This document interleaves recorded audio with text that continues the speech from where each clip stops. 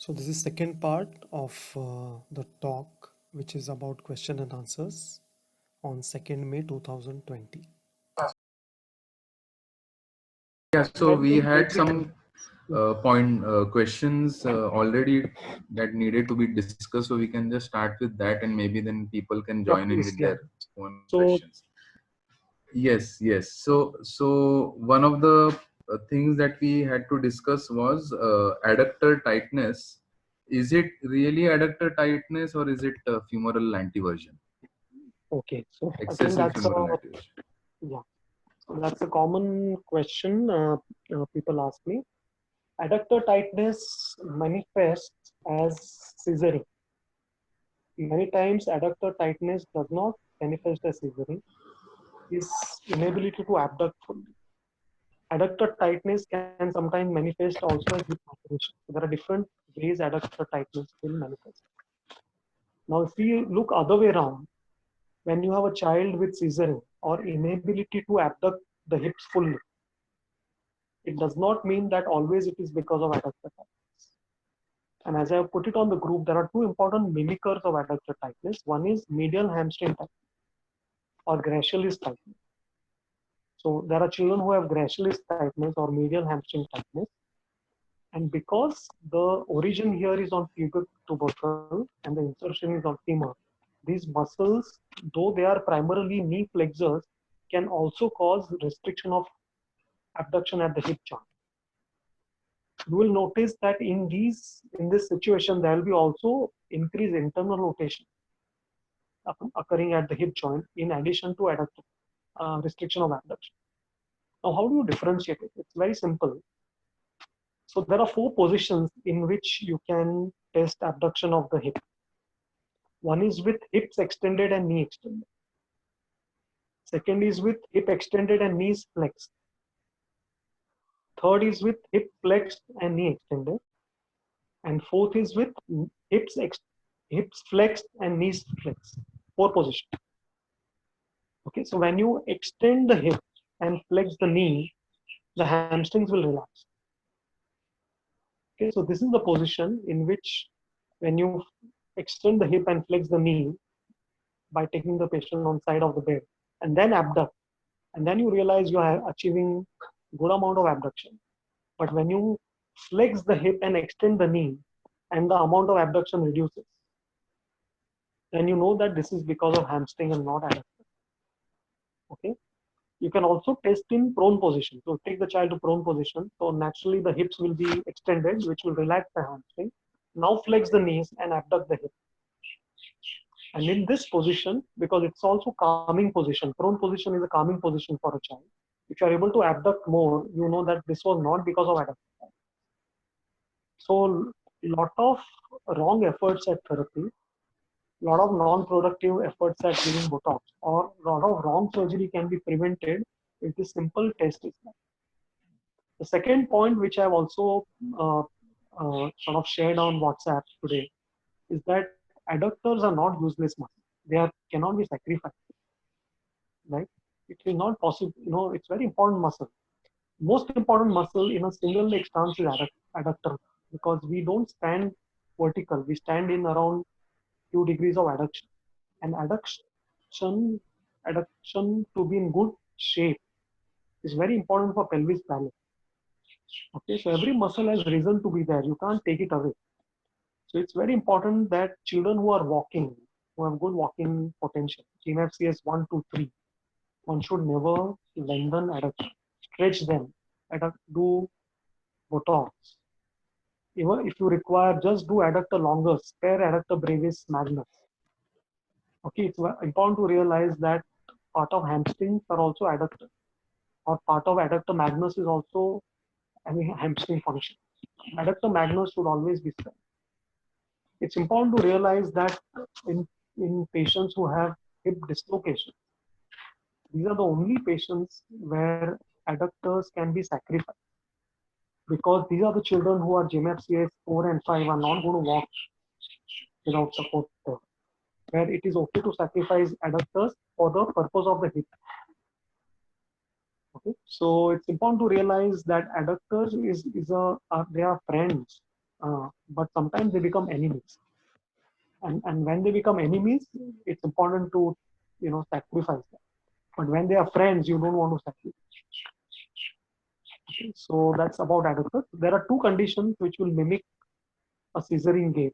Many times there is a child who has severe anteversion, where the knees turn and it appears that they are crossing over, but there is no adductor tightness. It is the knee turning inside along with flexion deformity of the knee, which gives appearance of adduction. And we'll share some of these cases where we discuss in detail about scissoring, about hips, you know. And second mimicker of adductor tightness is hamstring tightness. What we have also found that gracilis tightness is more likely to give rise to mimicking adductor tightness than medial hamstring tightness. It's important to release only gracilis in some of the patients and leave behind adductors and medial hamstring. So one has to be very, very conservative and selective, while deciding what to operate and what not to.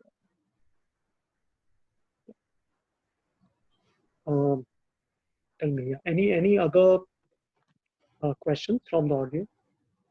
Anybody is To messaging ask me? question, yeah. You can put it on the chat on WhatsApp. You can raise your hands and ask questions, or you can also ask on our WhatsApp group later. Yes, Sanket. So anybody is asking the questions? I can't see any. Even I can see. Yeah. Okay. So Sir, sir, I have one question. Yeah. Identify yourself. Yeah. Please identify yourself. Which place are you from? Yeah, I'm Dr. Leena Davre. I'm from Sion Hospital. Hi, Leena. Hi. You showed. You showed that child's X-ray of knee deformity. Right. Last one. So I just want to know, after the surgery, how many days the therapy should be started? Like when you told that. So which surgery? So there are different types of surgery. You told about femur shortening. Yeah. Yeah, and hams lengthening, that for that child. Yeah. So I'll tell you. I'll come back to this question again. So the Leena's question is that in a child who has knee flexion deformity, which is a liver arm problem with crouch. Yeah. And if you're doing femoral osteotomy, how many days you will start the therapy, right? Yeah, post-op. Okay, post-op. So the answer is in two parts. The first answer is that you never combine femoral shortening osteotomy with hamstring lengthening. The reason is when we do femoral shortening, automatically hamstrings are lengthened. And hamstrings are lengthened without cutting them. We are maintaining muscle power. We are maintaining the hip extension action of the hamstring. So femoral shortening is a very important tool which allows us to retain the hamstring integrity. So I'm not going to. Femoral osteotomy is often combined with patellar tendon shortening procedure in most of the cases. So when we are doing this combined surgery, what we do is we don't give a plaster. We will put it in a brace. Okay. The therapy protocol is as follows. First of all, therapy starts the next day. So ambulation may start after a month, but therapy will start immediately. And we have to utilize this time to improve the core muscles of the patient, improve the upper limbs of the patient. We can start with static quadricep exercises. We can start with ankle pumps. We can turn the patient around. So all those things will continue. However, quadricep active extension against gravity should not be done. That is not to be done right now. Here we will also not do is knee flexion, because if I do knee flexion, if I have shortened the patellar tendon, that repair will give way. Okay. But what we want to do is utilize this period to improve two important muscles, which are hip abductors and hip extensors. So take the patient in side-lying position and strengthen the hip abductors with the brace on. In the side-lying position, extend the hips. Take the patient prone and extend the hips to have anti-gravity power in the hips. So it's very important to realize that now, because the femur is shortened and hamstrings cannot act, is a golden chance for you to develop hip extensors. Absolutely. So my prescription for the therapist will be that trunk muscle upper limb strengthening, hip extensor strengthening, hip abductor strengthening, static quads, ankle range of movement exercise.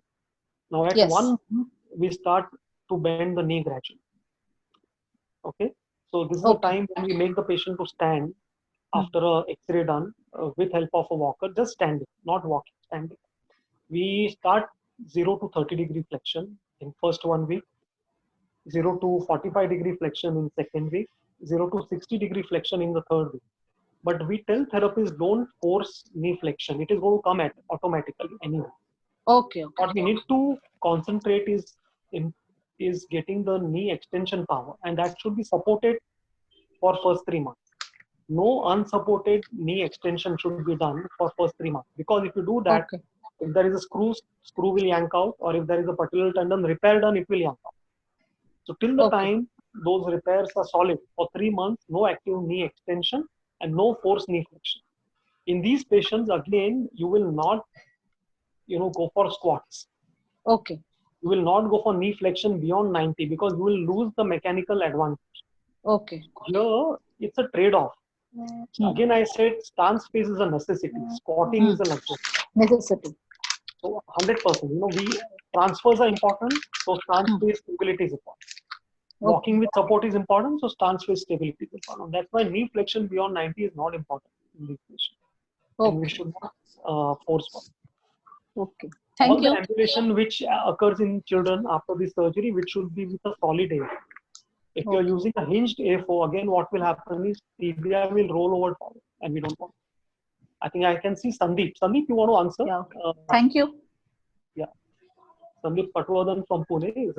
We are all like childhood buddies. He's also partly joined in. Hi, Taral.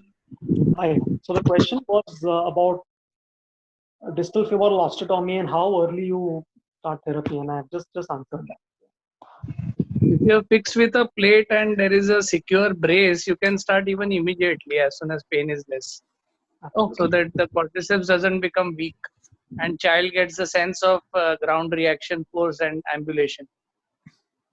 Right. If the K-wire is there, then probably we wait till bone is healed up, which takes 6 weeks minimum. Right. Okay. There is Thank a you. question. Yeah, thanks for asking that question. Thanks. Reema. Yeah. There is a question from Persis Shah. Is that? Yes. The question is it advisable to do any surgery in adults with CP? Okay. So I'm going to give a short answer, and because we have a whole session, we'll have a whole session only on treatment, orthopedic treatment in young adults and population above 30 with CP. What do we do with them? And a lot of studies have been done. We also have some experience. So first answer is you should not do the same surgery which you do for a child for adults. That is the first. So Botox is not done in adults. Muscle lengthening surgeries are to be avoided in adults. Okay. What we do in adults are mainly surgery for knee flexion deformities and for foot stabilization. And these surgeries are done because a lot of them have pain because of the liver arm problem. There is severe anterior knee pain. Many of the people will have. Some of them will have hip pain because of change in hip rotations and hip subluxation. And some of them will have foot pain because of arthritis in the foot. So foot stabilization, knee osteotomies and hip osteotomies. These are the surgeries which are done in adults. It has to be a very careful decision because none of these surgeries will improve the function, but they will take care of pain. That's my opinion. Sandeep, what's your experience? Sandeep, just unmute yourself. Sandeep, come alive. Yeah, I agree with you. They have been adapted. First thing is that if they are GMFCS 4 and 5, don't touch them. Absolutely. If surgery has to be done in older adults, then probably only for walkers and only symptom related. If there is instability or deformity, if the cartilage is healthy, an osteotomy will help. If the cartilage is arthritic, they will still not be happy. And if they are adapted to a certain posture for so long, suddenly undoing it can make them unstable. Right. And they'll curse you more than anything. Yes. Right. So it has to be treat their symptom And sometimes Taral, as you said, no Botox, but I have some patients who are bedridden with spasms and pain because of this tightness. Sometimes Botox can give pain relief. That's all, only for pain relief, not for ambulation. Right. Agree. Right, sir. Per limb surgery, Sanket, yeah. upper In limb. adults also can be done, but again here, rather than doing Botox or tendon transfer, an arthrodesis works much better. Of the wrist fusion work. So pertaining to GMFCS 4 and 5, actually, Taral sir and Sandeep sir both can answer. We see a lot of hip dislocations because GMFCS 4 and 5 essentially they are not able to walk. They are non-ambulatory. So how do you manage the hip dislocations in these children? Sandeep, you come first, and then I'll add to it. Okay, so GMFCS 5s have a 90% rate of hip dislocation. 4s have about 60 to 70% rate of hip dislocation. And I think the more important part is preventive. So when you know you have a non-walker, it's important to do hip surveillance and try to retain the hip in the socket rather than allow it to dislocate. When it dislocates, the surgery is quite extensive and you have to go all the way, and it needs not only soft tissue but bony reconstruction. And the results consistently of trying to put the hip back into the socket have shown to be giving better results than excision or salvage surgeries. But if the family must understand that it's a supramajor surgery with complications and anesthesia risk, but after that it doesn't mean child is going to walk, because there is always a mismatch between expectation and the amount of operation and post-op care that these children need. So I think Taral, you can add to this. Yeah, absolutely. So Sandeep has made it very clear. And again, I want to emphasize is surgery on hip for a child with cerebral palsy is not to make them to stand or walk, but it is to alleviate their symptoms and prevent their miseries. So we have seen what a hip can do to a child with CP. A child who is a sitter makes it difficult to sit. The children are awake at night. The parents are also awake at night because of severe hip pain. So first important thing is to prevent it, avoid it by doing what is not hip surveillance. A simple rule of thumb, there are many complicated sort of algorithms. There are apps to help you, but simple rule is those children who are not walking, they must have a hip x-ray every year. And children who are walking, they must have a hip x-ray at the first visit when you see the patient's first time, at age of 4 years and at the age of 10. It's a very simple algorithm. So one for the first visit, so 0, 4 and 10 for children who are walking, and every year for a child who is not walking.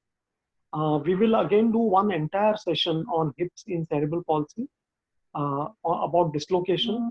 There are also non-dislocation conditions which affect the hip, like anteversion affects the hip, coxa valga affects the hip. So there are multiple other issues which affect hip of a child with CP, even in a walker. We have seen hemiplegics who dislocate.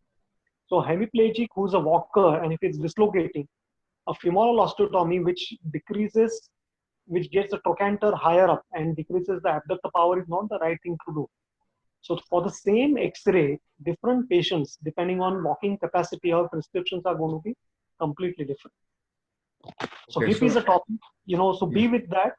And I promise that, we will cover it in detail. Okay. We have one question. We have another question for the hip. What should not be done at very early ages to avoid hip dislocation? I think it's a question for ortho and physio, I think. Yeah, both. So yeah. I think, Kanan, you want to answer? Kanan, is she around? She wants to answer as a physio, what will you do? So it is not question of what you will not do. It is question positive thing. Let's think positive. So what you will do to avoid hip dislocation of a child with CP? So is she around? And can you answer? I am here. I think, I will definitely be, if he's a diabetic or a hemiplegic, I will be definitely working on lot of strengthening of lower extremities, strengthening of adductors, abductors, glutes, quadriceps. Lot of strengthening, whether this child is spastic or dystonic, because that is one thing that ensures that the hip will remain stable. and it will definitely help us to control the effect of tone on the body, the mechanics of the body. So I would be definitely working on lot of core strengthening and hip muscle strengthening. All the muscles of the hip will be strengthened. All right. Okay, I And think what I I want can. to, yeah, Yeah, please, yeah, okay. I can just add that you need to get the alignment going, so that the hip is located well within the socket, and then you need to work on the hip abductors, which ensure that the hip joint, the femur head of the femur, is located well inside the socket. So as many activities that you can do, to strengthen the hip abductors. Maybe it can be in standing. You can do weight shifts, or any abduction activities, any side walking, or all these activities will ensure that there is enough space between both the limbs, both the lower limbs, and you simultaneously strengthen. So you get alignment, elongation, and then you do the strengthening. I think Shivangi wants to say something. Like, she raised her hand. Yeah. You want to say? Just unmute yourself and talk. So I feel in all the positions, I will encourage looking at the posture, the correct postures, right from supine, prone, or even sitting and standing, so that the hip health is been maintained throughout. I'll basically look at the posture in all the positions and all the daily activities which baby is doing. So Okay. there are two other people who have raised their hands. Yeah, please unmute yourself and check. Yeah. You want to say? I can't read their names, but those who raised their hands, please unmute yourself and make a comment. Hi, I think that's Nigam. Yeah. Hi. Yeah. Hi, sir. Actually, depends on the age and the condition of the child. Many a times, hip dislocation is very common in dystonic children where there is a lot of asymmetry. So, a simple brace which will keep the CDH brace, which will keep the hips spread out when the child is having floor play time, lying down on the back. That is one thing which is a good idea, which I usually follow. And one important thing is the hip flexion and adduction combination, which happens with a lot of sitting. So as early as possible, I would want my children to get up, stand. So, standing is very important, maintaining the thigh spread, of course. Maybe treadmill walking, they are in the GMFCS level 3 or something. I want my children up on their feet as soon as possible, so that their strength will improve naturally, automatically. And they are going to have better hip joint in, the position is going to be maintained well. Early standing is something I would stand. Yes. Right. Yeah. Yes. So now I'm going to be devil's advocate. You speak, and then I'll have final word. Yes. So like Nigmaja ma'am said about the brace. So there is also this brace called Schwash brace. So it's sitting, weight bearing, and standing orthosis, hip orthosis. So that helps to get the hip flexion going, but it avoids hip flexion and adduction. So this could be tried. Okay, so I'm going to have I'm a devil's advocate and have one final philosophical statement to today's talk. I think we're going to end with that statement. Please keep asking questions. There is one question. I know. So there are more questions. There are a lot more questions. What I'm going to do it is answer those questions on the WhatsApp group by posting a video, because we need to end. Because we let us respect time. These sessions are not going to end. We are going to have it every week, and please keep asking questions, and we'll continue through our WhatsApp group. So I want to make a final comment about the hip issue today, and we'll end with that. Is that, of course, we need to take care of posture.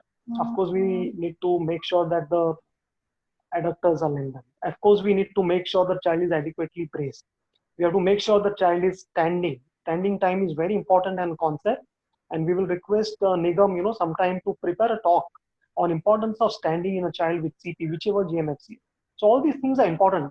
Of course, you can Botox the adductors, you can do obturator neurectomy, you can do anything, But it's important to realize that none of these are vaccines against hip dislocation. Whatever you do, it has been proven in literature, it has been a personal experience, and everyone knows that whatever you do, if the hip has to dislocate, it will dislocate. You cannot prevent it. And that's why it is important to do a surveillance for the hip. So even if your child is well controlled, even if your child has good abduction power, abduction range, even if your child, you are done very well and is now able to sit, has you don't feel that is scissoring, still for that child you should do a hip X-ray. And this hip X-ray are till maturity. From the child, first time you see the child, please get a hip X-ray done. Okay, and then for non-walkers, which is GMFCS 4 and 5, do it every year. And for walker children who are walking, you will do it at age 0, which is when you have seen at 4 years age and 10 years age. Okay, there are ways to know whether the hip is dislocated or no. We'll take special sessions or training on for that. It's not necessary that all the time you should show that X-ray for an orthopedic reference if there is a resistance from the parents, but you can send those X-rays on a WhatsApp to me or Sandeep or other orthopedic surgeons who are on this group, and we'll be happy to tell you whether that hip is dislocated. Okay.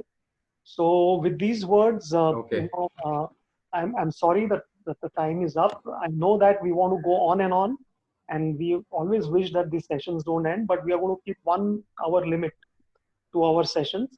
The lecture will be for 20 to 30 minutes every time, and then 30 minutes of discussion. What I want to do is be part of the WhatsApp group so that we are not limited to this 1 hour. Throughout the week, the discussion goes on.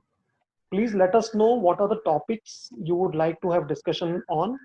Along with Sandeep Patwardhan, Chasnal, Sanket, Kanan, everybody, what I'll do is make a tentative list of topics to be covered. It's not a short journey. We are going to go on and on with 1 hour every day with CP Learning.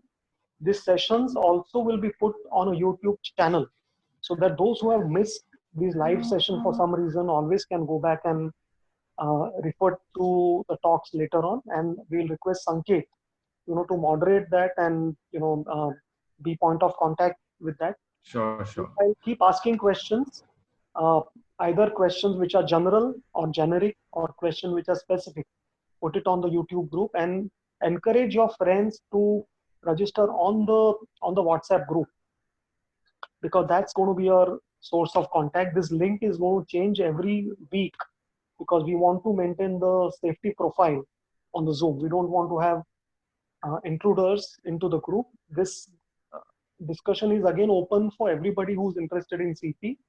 You may be surgeons, therapists, orthoptician, special educator, parent, anybody who is interested. This group is open. There is no membership required. This is not an association, organization, or a political party. So this is just for sharing free knowledge, and anyone who feels that I have something to contribute and wants to share the thought process is most welcome on this channel. I want to thank Sanket for initiating this. It's a great step by him. Thanks a lot, sir. On behalf of all the participants, this was a lovely experience, and this is a time well spent. It's better to attend these webinars than watch the news lately. So I think this is always going to help us. Thanks everyone for joining, and have a great weekend. Bye.